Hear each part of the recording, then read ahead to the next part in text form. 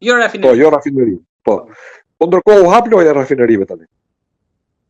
Trumpi kishte bërë thirrje, mos gaboj sot në mëngjes duhet ta ketë bërë. Unë pas sot, ndoshta e ka bërë mbrëm vonë. I bënte thirrje Iranit të vetë përmbahej pas këtij sulmit izraelit mbi rafinerinë e naftës. Po, i bënte thirrje Iranit të vetë. Sekretari i Thesarit duket kishte hequr embargon për naftën e bllokuar të Iranit. Të Iranit? Po. Të Rusisë di unë.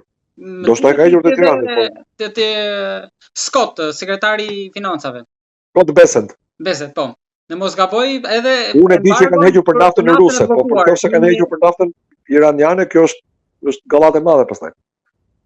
Por gjithsesi, pra, o je për krizë botërore dhe prandaj po i godet rafinerit, tubacionet, portet ku ngarkohet, shkarkohet, anijet cistern, ose mos më thuaj, nëse është kështu, mos më thuaj të cilë luftania në ngushticën e Hormuzit, se po i solla atje unë të përfshihem luftë.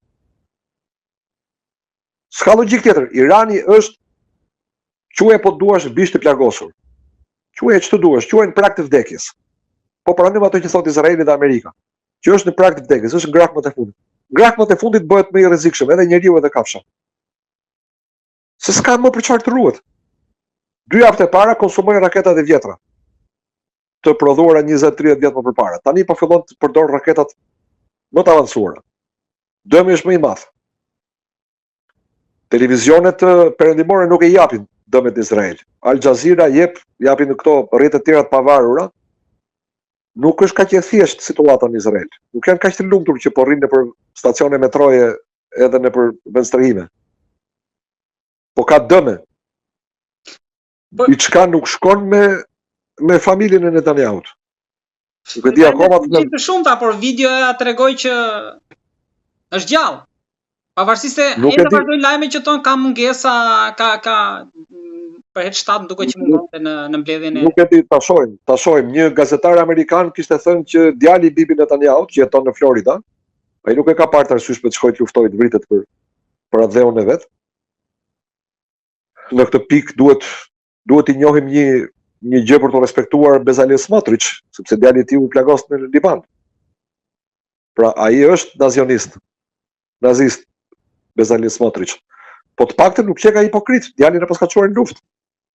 Kurse Bibi Netanyahu ka në Florida, ka të paktën 4 vjet që bën pushime në Florida i biri. Dhe ky gazetar amerikan thoshte që djali i Netanyahut ka më shumë se një javë pa postuar asgjë në Twitter. Dhe sipas media thoshte kjo është shenjë e shivas, që nga fjala hebreike, e mbajtjes së zisë. Pra sipas tij Netanyahu ka vdekur. Të shpresojmë në qoftë se është kështu, do bëjmë një podcast tjetër festiv.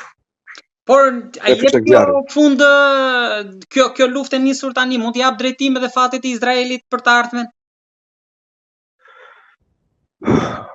Kjo do varet shumë nga roli i Amerikës.